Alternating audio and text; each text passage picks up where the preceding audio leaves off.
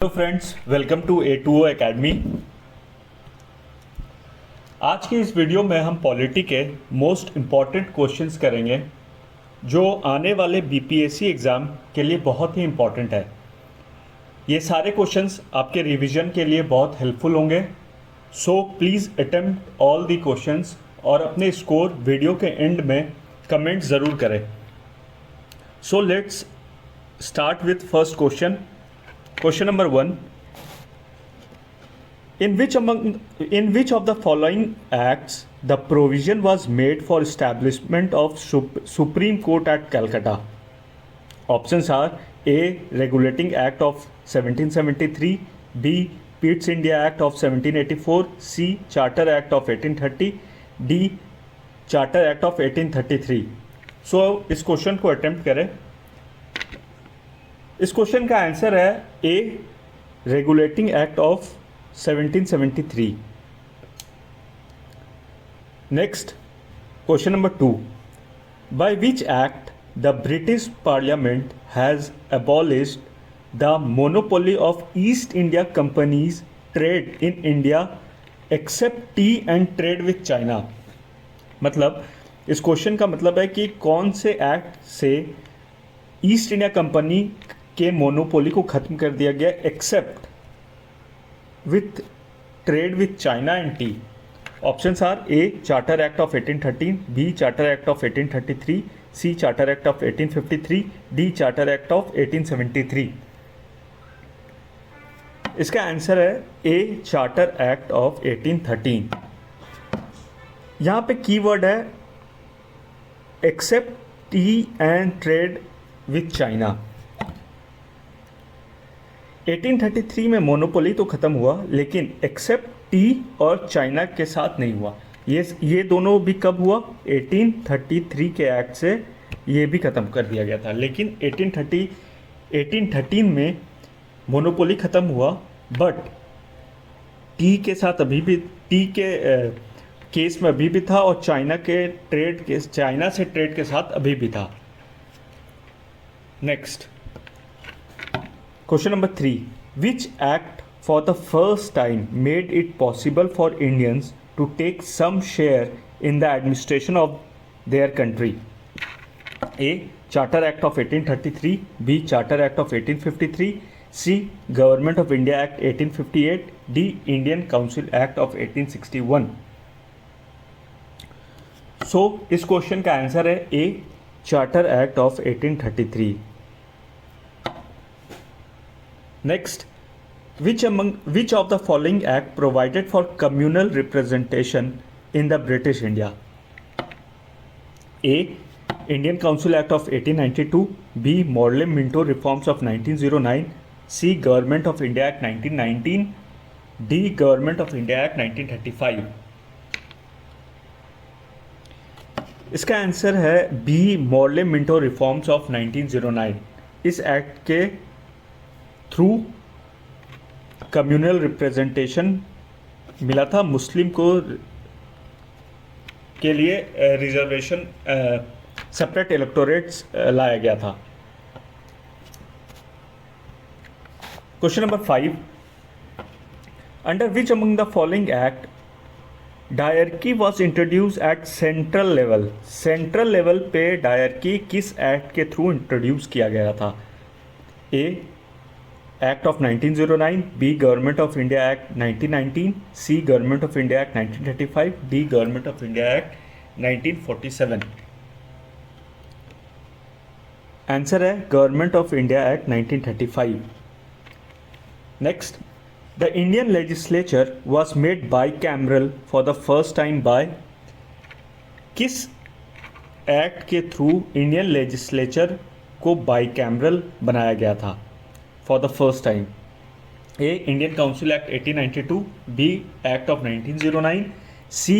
Government of India Act 1935 या D. Government of India Act 1919. Please attempt. इसका answer है Government of India Act 1919, D. Bicameral legislature means दो house, two house, upper house and lower house. Upper house को name दिया गया council of states और lower house को legislative assembly. Next, in which year the last election of Indian legislature under government of India act 1919 was held. Last election कब held हुआ था government of India act 1919 के अंदर? Answer is C 1945। ये question MPPSC 2020 में पूछा गया है। सो इस तरह के क्वेश्चंस को लाइटली ना लें, एक बार इस तरह के क्वेश्चन को ज़रूर पढ़ लें अगर कहीं आपके पढ़ाई के दौरान आता है तो, क्योंकि स्टेट PCS में इस तरह के क्वेश्चन पूछ लिए जाते हैं। Now let's move to question number 8। A federal system and a diarchy at the center was introduced in India by। Federal system और dyarchy at the centre India में इंट्रोड्यूस हुआ था किसके through? A act of 1909, B act of 1919, C act of 1935 या D none. ये बहुत ही easy question है, इसका आंसर है act of 1935 C. Next, the provision for establishment of all India Federation was included in। ये क्वेश्चन इंपॉर्टेंट है। The provision for establishment of all India Federation was included in। Options are A Government of India Act 1935, B August offer, C Government of India Act 1919 या D Cabinet Mission Proposal 1946। Please attempt। So answer is Government of India Act 1935।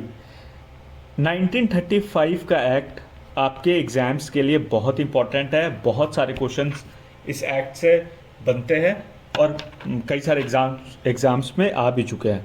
सो इस act को अच्छे से करें, government of India act 1935। Now let's move to question number 10। In the federation established by Government of India Act 1935, residuary power were given to A Federal Legislature, B Provincial Legislature, C Governor General, D Provincial Governors। Answer is C Governor General। Question number 11। Who gave the idea of Constituent Assembly firstly for the formation of Constitution of India? Constituent Assembly का idea पहली बार किसने दिया था for the formation of constitution of India? A Swaraj party 1934, B Congress in 1936, C Muslim League in 1942 या D all parties conference in 1946। Try to attempt it. Answer is Swaraj party 1934। अगर आपको questions attempt करने के टाइम नहीं मिल रहा है तो kindly pause the video and solve it, क्योंकि अगर हम लोग बहुत ज़्यादा स्लो जाएंगे तो वीडियो बहुत ही लंबी हो जाएगी। सो अगर आपको टाइम नहीं मिल पा रहा है तो kindly pause the video and try to solve it. Now question number 12। The proposal for framing the Constitution of India by an elected Constituent Assembly was made by A Simon Commission, B Government of India Act 1935, C Cripps Mission या D British Cabinet Delegation। Answer is C Cripps Mission। Question number 13। Who among the following person was not a member of cabinet mission? ये बहुत ही easy question है। A William Wood, B Patrick Lawrence, C Stafford Cripps या D AB Alexander. Answer is A William Wood. ये नहीं थे cabinet mission में, बाकी तीनों थे। Question number 14. In the interim government formed in 1946, the vice president of executive council was A Jawaharlal Nehru, B C Rajagopalachari, C doctor S Radhakrishnan या D doctor Rajendra Prasad.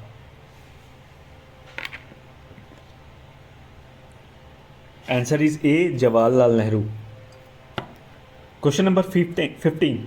The first interim national government was announced on A.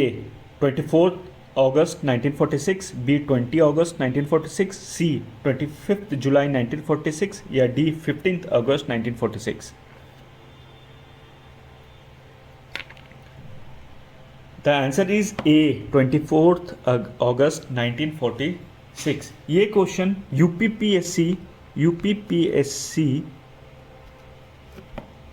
Pre 2022 में पूछा गया है। So don't ignore this type of questions, facts. Next question number 16। Who was the first elected chairman of constituent assembly? First elected chairman कौन थे constituent assembly का? A doctor B R Ambedkar, B doctor Sachchidanand Sinha, C doctor Rajendra Prasad या D doctor S Radhakrishnan.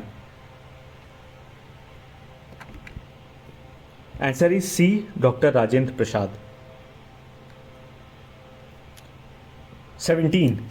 Who chair the first meeting of constituent assembly? A Rajendra Prasad, B doctor B R Ambedkar, C Sachchidanand Sinha या D Maulana Abul Kalam Azad. Right answer is C Sachchidanand Sinha. Now let's move to question number 18। Constituent assembly of India was established on. ये बहुत easy question है और ये तो सबको पता होना चाहिए। A 10th June 1946, B 9th December 1946, C 26th November 1949 या D 26th December 1949। Answer is B 9th December 1946।